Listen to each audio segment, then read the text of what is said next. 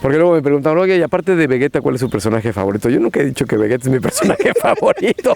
Yo soy del 12 de marzo, el 14 de marzo han de haber cerrado todo, ¿no? Iba a ser una gran celebración por mi cumpleaños 50 y no pude hacerlo porque todo se arruinó, ¿no? Con ciertos elementos del anime, ¿no? No exactamente de los personajes, ¿no? Y luego ya se fue desvirtuando un poco.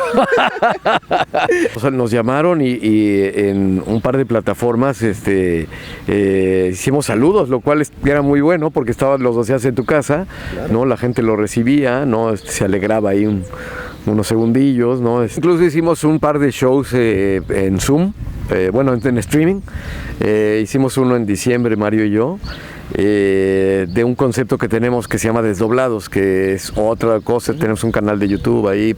En mi caso fue de manera fortuita porque yo empecé en teatro muy chiquitito a los 4 años, hice mucho teatro infantil y luego de los 4 años salté a la televisión, invitado por el gobierno de España a un festival y fue una experiencia maravillosa, pero pues en España ni quien supiera quién era yo, ¿no? ¿Me entiendes? No andas diciendo insecto a todo el medio mundo. No insecteando a nadie, ni llegué al aeropuerto y le dije, dame el boleto, insecto. No. Pero Kai no somos nosotros, porque justamente cuando llega Kai nosotros intentamos negociar con la empresa y no lo hicimos. Y fue lo que fue Kai, un fracaso enorme porque la gente estaba esperando las voces originales, ¿no? ¿Quiere decir que ninguno de los dos podremos ganar? No. Conozco un método que sirve para derrotarlo. ¿Qué? Usaremos la fusión. ¿No, la fusión? ¿Que fusionemos nuestros cuerpos? Sí, así es. Tú y yo uniremos nuestras fuerzas. ¿Contigo, insecto? Yo no puedo rebajarme a hacer eso.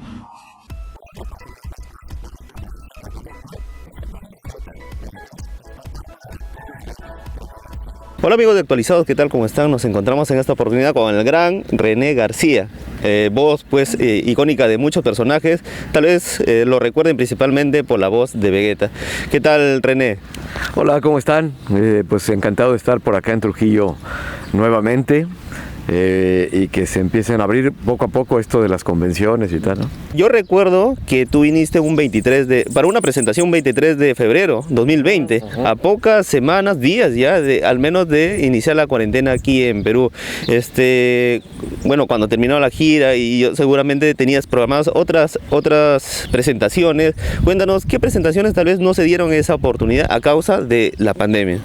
Todas, tenía yo todo el año completo de presentaciones, casi todos los fines de semana. Tenía presentaciones en muchos lugares y pues todas se cancelaron, ¿no? De hecho, inauguraba una tienda para Panini me parecía que el 13 o 14 de marzo, poquito después de mi cumpleaños. Y no, pues en realidad fue la última cosa que hice. O sea, todavía hice en México una apertura de una tienda muy, muy pegadita, pero ya en el límite, estaban a punto de cerrar todo, y bueno, con gel, y todavía no había mascarillas, incluso, pero sí, pues esto que no nadie previó, nadie pudo ver, se nos vino encima terriblemente, y pues bueno, ni modo, ¿no? Y cuéntanos, ¿dónde te tocó a ti vivir la pandemia? Porque nosotros, por ejemplo, muchos peruanos estaban en el extranjero, que habían ido pues para temas también de trabajo, tal vez de turismo, y los agarró pues en el extranjero y tuvieron que pasar pues peripecias enormes. Yo estaba en casa, afortunadamente ya había regresado de todos lados, y bueno, ya cuando lo anunciaron que fue justamente por esas fechas, yo creo, sí, yo soy del 12 de marzo, el 14 de marzo han de haber cerrado todo, ¿no? Iba a ser una gran celebración por mi cumpleaños 50 y no pude hacerlo porque todo se arruinó, ¿no? Se arruinó, ¿no? Pero pues bueno, es una circunstancia que que ojalá no se repita, ¿no? En mucho tiempo, y apenas estamos comenzando a salir poco a poco de todo esto, ¿no? René, cuéntanos, hablaste de unos emprendimientos que, bueno, en la que tú participas como imagen, ¿no es cierto? Pero también he visto por ahí que tú promocionabas el calzado tipo Vegeta. ¿Eso cómo lo manejas? ¿De manera personal lo maneja o es parte de un proyecto también?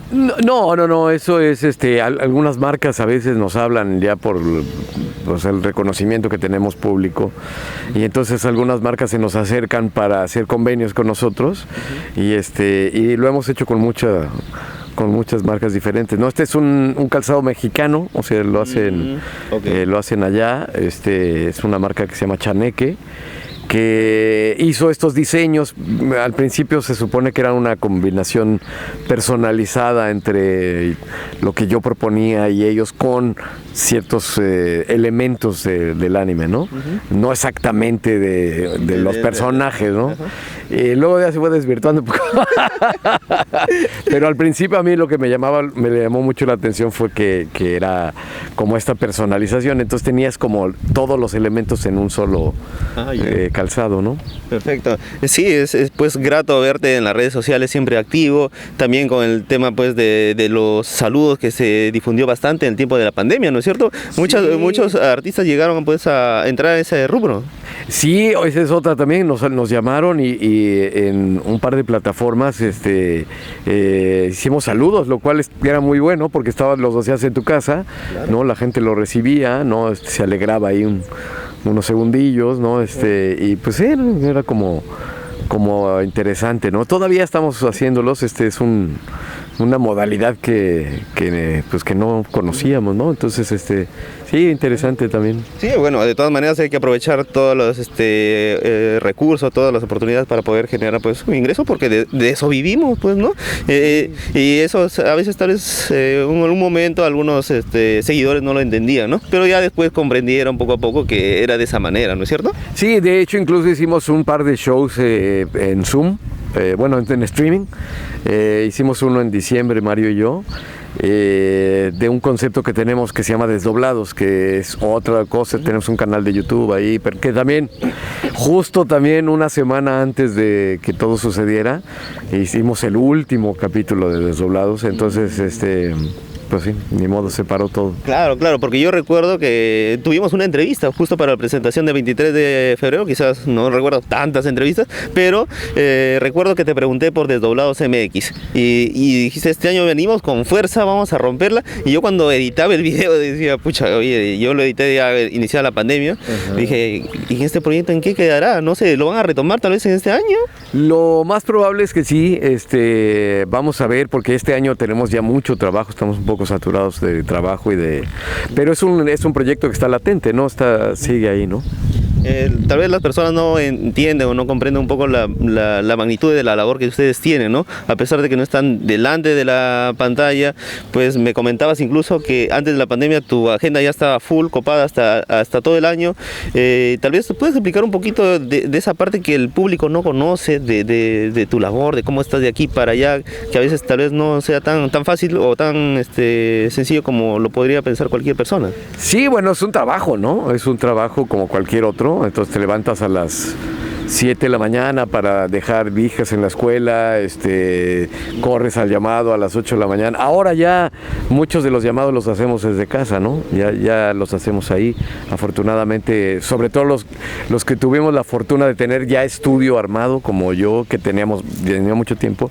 Nunca me imaginé que lo iba a usar en la pandemia, por supuesto. Claro. Pero fue adaptar algunas cositas y seguir, ¿no? Porque de pronto se paró 2 o 3 meses el trabajo, en lo que se veía la forma de que se grabara, si se iba a la gente y se sanitizaban todo a ti, o sea, era todo un desastre, ¿no? Claro, era toda una ceremonia, pues, y aún hasta ahora de todas maneras hay que seguir cuidándonos.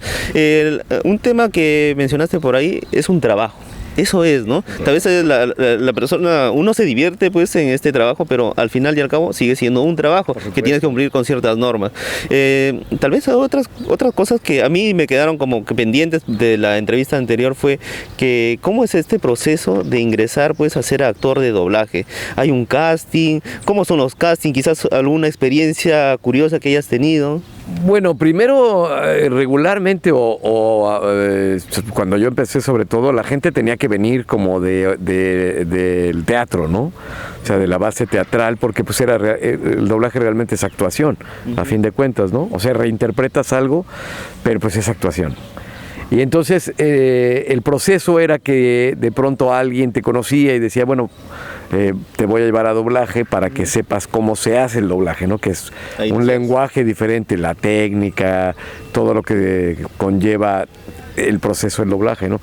Y entonces, en mi caso fue de manera fortuita, porque yo empecé en teatro muy chiquitito a los 4 años, hice mucho teatro infantil y luego de los 4 años salté a la televisión. Hice muchos programas de televisión cuando era niño y estaba en una telenovela que fue muy famosa en 1980. Y en esa telenovela había un actor que hacía doblaje.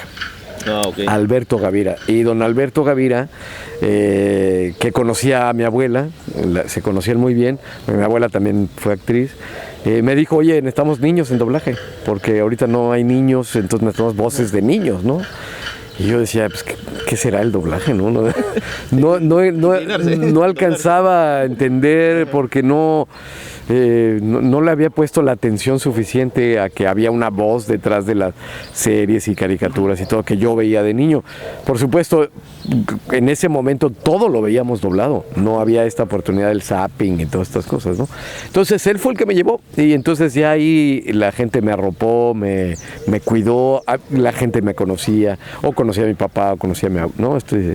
Vengo de una familia de actores, ¿no? Entonces, pues eso fue mi proceso, ¿no? Entonces, en realidad siempre fue combinar el doblaje con el teatro, cuando se puede la televisión y algo de cine también he hecho por ahí. Entonces, soy de los afortunados que hemos podido hacer todo.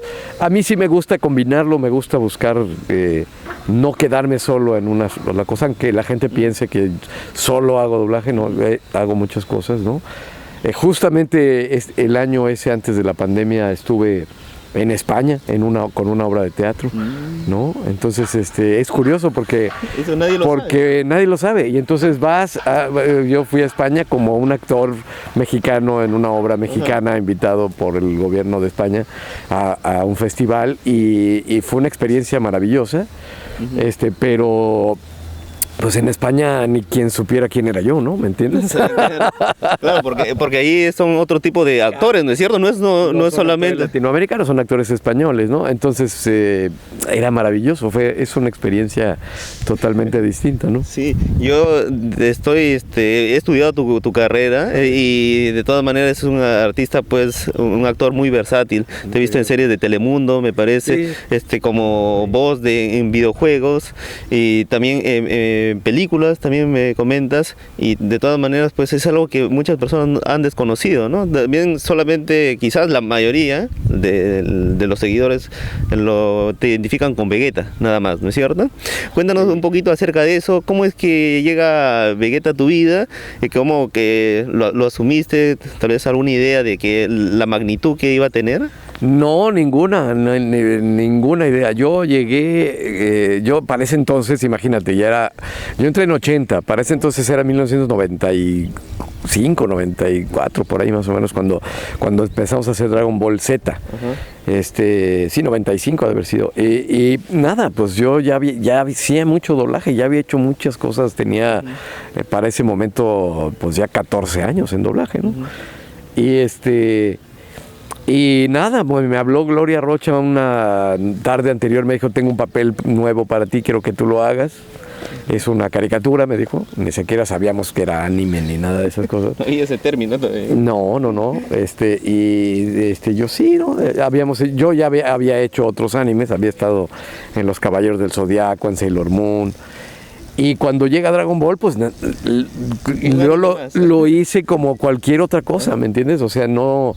Cuando digo es que lo hice como cualquier otra cosa, la gente se ofende, pero no lo digo de manera ofensiva, lo digo porque todo lo tratábamos de hacer bien. O sea, no es que tú digas, ay, esto lo voy a hacer mal, y esto lo voy a hacer bien, ay, perdóname, esto lo voy a hacer mal y esto lo voy a hacer bien. No, pues no, hacías las cosas lo mejor posible siempre, ¿no? Entonces así lo hicimos, ¿no? Pasó el tiempo y ya mucho después, años después, se vino el boom de Dragon Ball, pero no sabíamos. Y se combinó con la explosión de las redes sociales también, ¿no? O sea, de pronto explotaron las redes sociales y ahí fue donde la gente dijo, hay alguien que está detrás de las voces de esto. Y nos empezaron a invitar a las convenciones. Las convenciones de chiquititas, de 200 personas, que también no teníamos idea de ese mundo ni de nada de eso. Y luego fue creciendo y creciendo y creciendo y de pronto, oye, te invitamos a Chile. Y yo decía, ¿en serio? ¿Yo a mí? ¿Por qué? Y, la primera salida internacional que tuve fue a Chile. Y luego así se fue, ¿no? Creciendo y creciendo y creciendo. Entonces, pues ya, por ejemplo, de Perú ya esta es no sé qué vuelta llevo ya. Sí, ya. Esta es la segunda en Trujillo, pero en Perú, yo no sé, he estado ya muchas veces, ¿no? Muy contento siempre, la verdad. ¿Tienes alguna anécdota tal vez dentro del proceso de creación? Porque tienes que estudiar el perfil del personaje, ¿no? En este caso Vegeta, yoga quizás en los Caballeros Zodíaco. ¿Cómo es ese proceso de interiorizar pues con el personaje, ¿no? Porque viene con un perfil ya de Japón y acá tú tienes que evaluar eso. Fíjate que en doblaje eso es inmediato, no tienes oportunidad de estudiar, o sea, tú no sabes qué vas a hacer en doblaje, nunca. A menos que ya sea un actor muy conocido, que más o menos ya sabes cómo actúa, ¿no? Ya más o menos por ahí tienes una línea, pero la verdad es que no, o sea, Vegeta yo llegué, lo vi cómo era el carácter y hablé, o sea, no hay oportunidad de nada, en doblaje es muy inmediato, tiene que ser así el proceso, no te platican más, bueno, este personaje es el malo, ¿no? Velo, ¿no? Ahí tú lo ves, lo analizas ahí en ese minuto, en ese segundo y lo haces, ¿no? Coméntanos, ¿qué es lo que tiene Vegeta de René García? ¿Y qué es lo que tiene René García de Vegeta? La voz. Nada más. Nada más.